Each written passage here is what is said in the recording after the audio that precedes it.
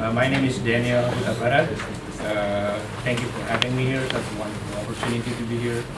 I would like to present our peer-funded work with Professor Jonathan Bray on the use of the effective stress analysis, finite element analysis using OpenSys to develop insights in sediment ejecta, which is sand boils.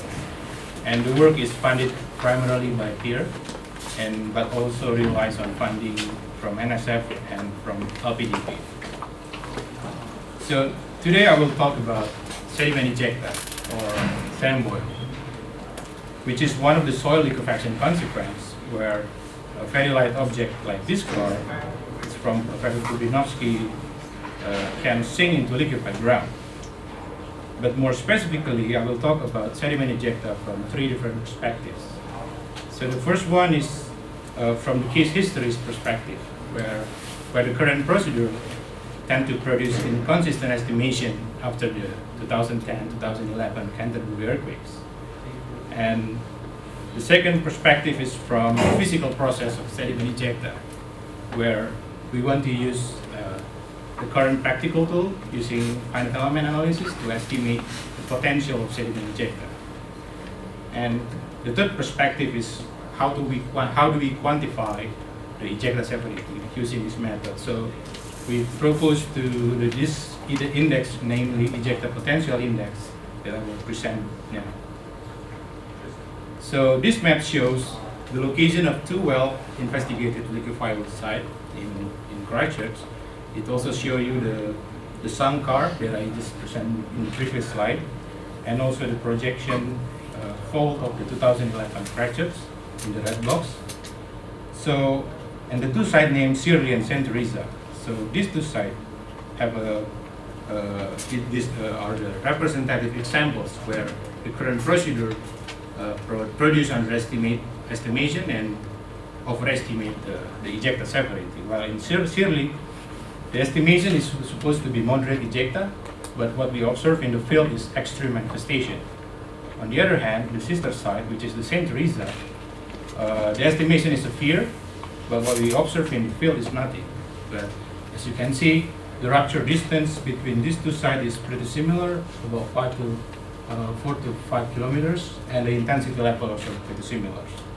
So the question is simple: why this is happening? Because I think this is very important to the society, because the misestimation of the ejecta severity can lead to inappropriate ground solutions. So in this research, we try to investigate the reasons why it's happening.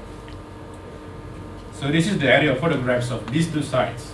So the top row is Silty, the second row is St. Teresa. Its column is from Darfield, Christchurch to Junipan, with three different earthquakes happening in the different times. And I want to show the Silty during the Christchurch. The yellow is the sediment ejecta captured from the satellites, and the white circle here, the diameter is about 40 meters. So you can see it's extreme manifestations, sand boils everywhere. And the LSN is 15. LSN is liquefaction severity number. It's an index to estimate liquefaction. So the higher the number, we will have more severe ejecta. On the other hand, if you see down the sister side, which is St. Teresa, the estimation of LSN is 46. It's almost double, almost triple of the Silty.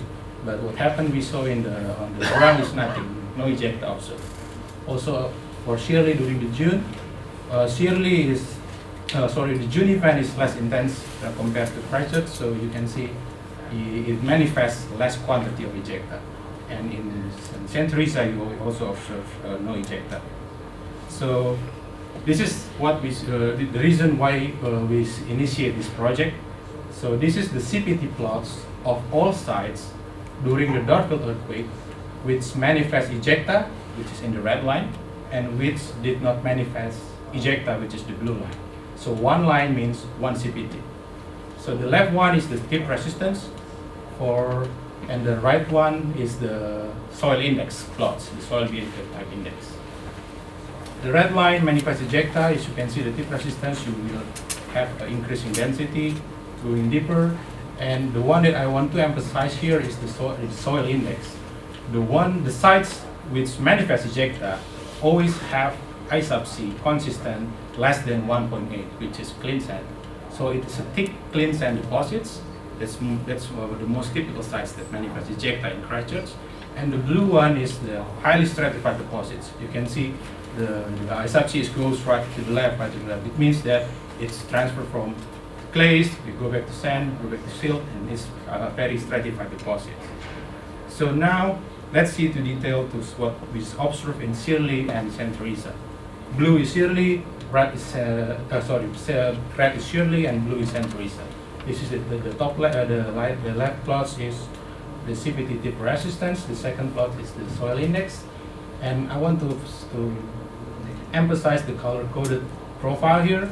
All red means clean sands, the isopsy less than 1.8, and the blue and the green, and the blue is the silty clay, and the green is the silty sands.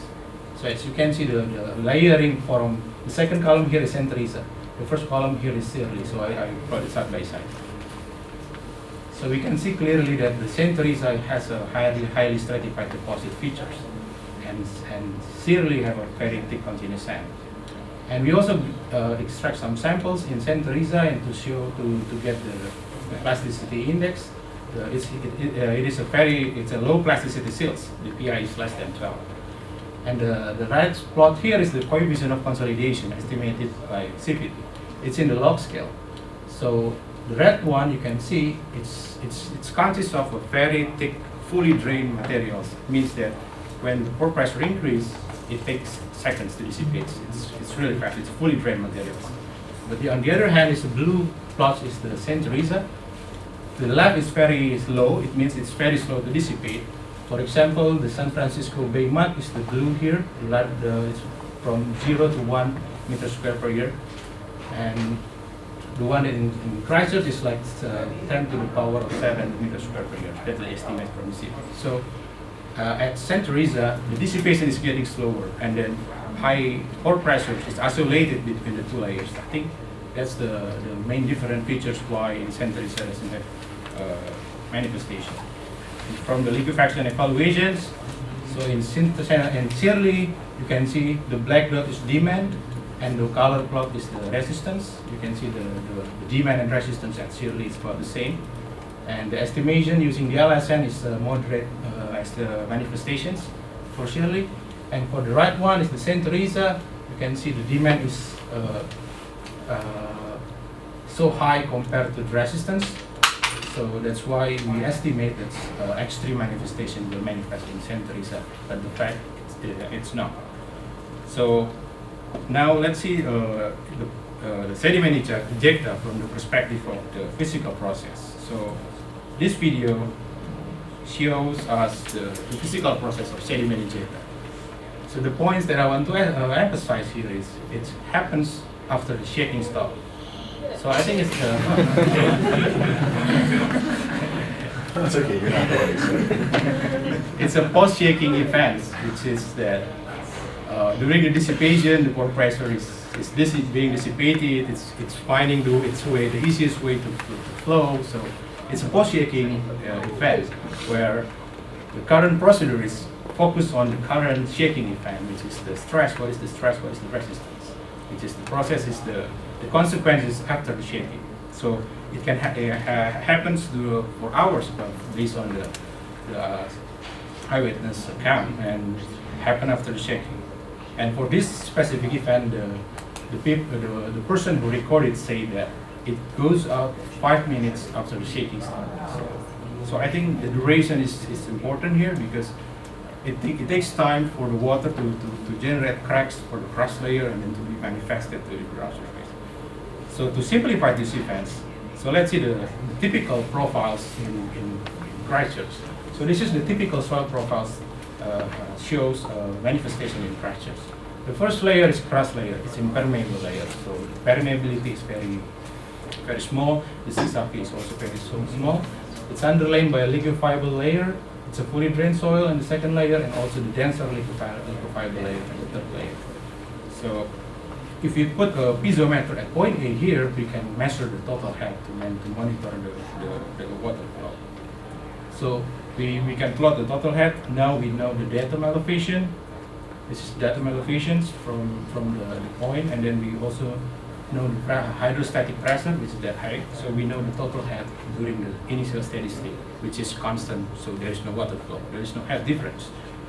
And during the liquefaction, which is, of course we know this is black line is the vertical effective stress line, so when liquefaction happens, it generates the more water pressure, and at point A, it's being equal with the vertical effective stress liquefaction head. And it generates this amount of the excess pressure head, which has been to be dissipated. And over the time, it will dissipate during following the blue line here. So that's what happened in the physical process of Sullivan ejecta. And if we look at only the excess head part, the right plot here is only show you the excess portion only. And so we can measure the hydraulic gradient of the phenomenon. And if we draw a line, this is the 1-to-1 line, the black line. It means that the hydraulic gradients between point A to the ground surface, if it exceeds this black dashed line, the hydraulic gradient is greater than 1. And Terzaghi said the upward seepage gradient, the critical hydraulic gradients for upward case is 1.0. So if we have this amount of red zone, it means that these red zones experience hydraulic gradient greater than 1, which is a very potential to generate upward seepage, which is very fast and also can crack the crust layer. So the point is, if you get a thicker layer that exceed the 1-to-1 line, you will get more potential to manifest ejecta. And the water will flow to find the weakest way in the crust layer, and then the ejecta happens. And one thing that also important is the denser layer below, because even though it's not liquefied, it will still generate also pore pressures, and it also have to be dissipated, and it will find a way. And one thing that's also important is it supply the water at the cellular point. That's why the ejecta keeps going happen to so many more. So the next perspective is from the analysis, how we use OpenSys. So I will just skip this very fast. So this is the soil profiles. We use the quad elements implemented by Professor Arduino groups using the SSP element. So basically, it's measured this element can measure the displacement, also the pressure inside the elements. And this is the models, the dashboard, and where we measure the displacement and the pore pressure nodes in the corner, and also where's the saturated nodes. At the corner, we just like putting a sensor to monitor the node displacement, and at the center, we just put the sensor to monitor the stress and the strain, and then we just run the analysis and see what's the response.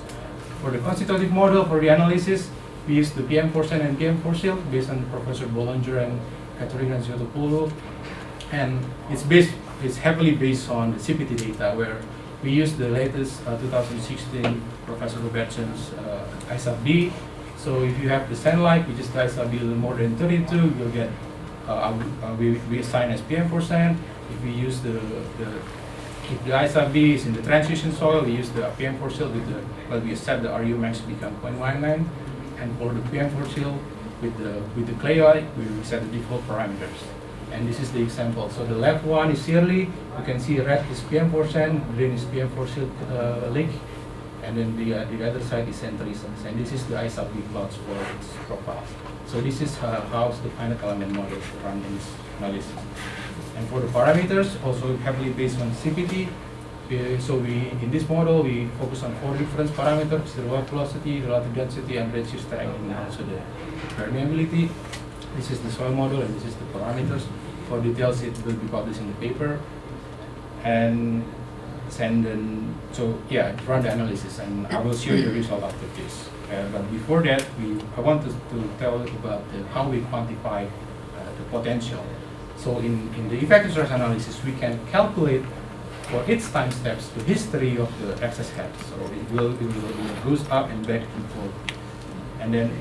And so the key point is we want to focus on the area of the red zone here, which is the area means is we quantify as the partial flow potential, which is the area of the red zones when the excess head exceed the 1-to-1 line, which is the critical head point.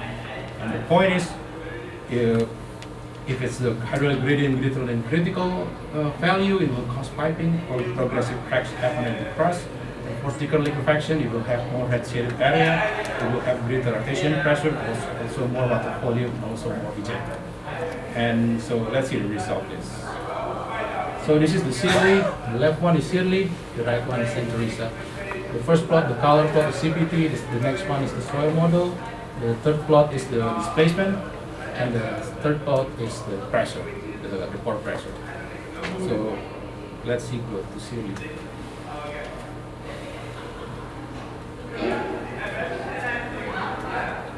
So shaking is start to happen. This is the lowest CPT at the 7 meters. So liquefaction start happens now. Now we'll pause for a little bit.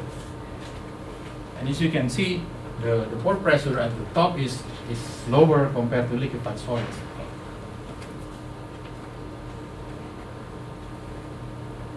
And the shaking is stopped now.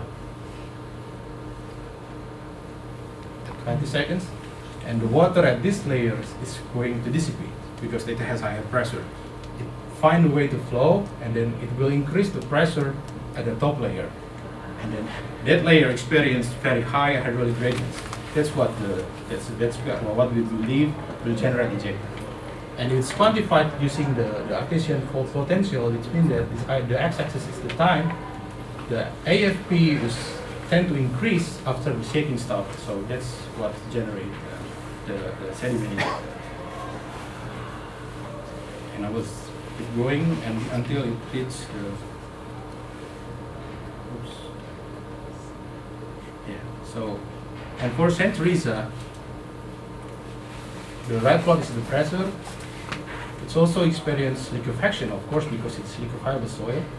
At this layer, we experience deep liquefactions where the soil, you see the shear strength is very high here. This also experiences liquefactions, but the difference is it's isolated between the layers. So the amount of the pressure is insufficient to generate the pressure to crack all the entire layers. And the AFP for these layers we quantify using this is always 0. It means that it doesn't have strong enough pressure to generate the cracks. So ejecta potential index is basically the artesian flow potential. We integrate it over the time. So we measured, so we quantify the hydraulic gradients in this index. We also quantify the critical layer thickness, and also we quantify the volume of water over time. That's what is the potential amount of water flow. If you see the plots, this is the x-axis is the time, the y-axis is the AFP, the red color is the Silty, the green color is Silty during the Junifan, and all that side that's not manifestation is the blue line, which is none. So you can see the shaking stop at 25 seconds. The AFP start to increase after because the dissipation water. And for the summary, this is the number of the sites. The API for Silty is 206, it's extreme, while the LSN is 15. So the summary, it gives a promising trend estimation. And the next step is to evaluate EPI. So we have been tested to this kind of scenarios: 3 earthquakes, the Dorfield, the blue one, red the pressures, the green is the Junifan, and all these dots is the sites. The red dots is the liquefied sites with the manifestation. The blue dots is sites without manifestation. So it has been tested to 23 well-investigated sites. It has borehole, it has CPTs, it has seismic measurement and everything. And also we add one Japanese data, which is the Port Island data, and also for shallow crustal earthquake. And this is the plot of the EPI from each dot is each sites, and y-axis is the EPI, the x-axis is the number of scenarios. We have 46 scenarios. For example, this is for island, the EPI is about 360 something, and Silty is this one. And so from this we can build a clustering criteria where we divide into 5 different categories from none to extremes, and we got now 3 extreme cases where EPI is more than 120, and 6 severe, which is 40 to 120, moderate, minor, and none. And also it comes with the estimated ground settlement based on the field observations. And so far we got 5 misestimations, which is sometimes is sometimes is minor, but we believe it's like because it's very minor, because it's very estimating a low intensity event is sometimes is quite difficult. So, but after evaluating from these 46 sites, so 90% of the cases estimated reasonably, and the 10% cases is with the minor inconsistency. So the conclusion is, the first thing that I want to emphasize is post-shaking is very important. So I think we should to consider the post-shaking consequence to evaluate the protection, because the mechanism is the outward seepage in the piping to generate cracks. And the severity of sediment ejecta is influenced by these three factors, which is the seep subject profiles, access head and durations, and EPI is being introduced, and it also been continuously evaluated to be analyzed. And last, I want to thank Pierre for funding this research. Also, immense help from Professor Arduino Research Group and his students to help the implementations in PM4 and PM4 Shield, and other funding from NSF from LPD. So thank you very much for the opportunity.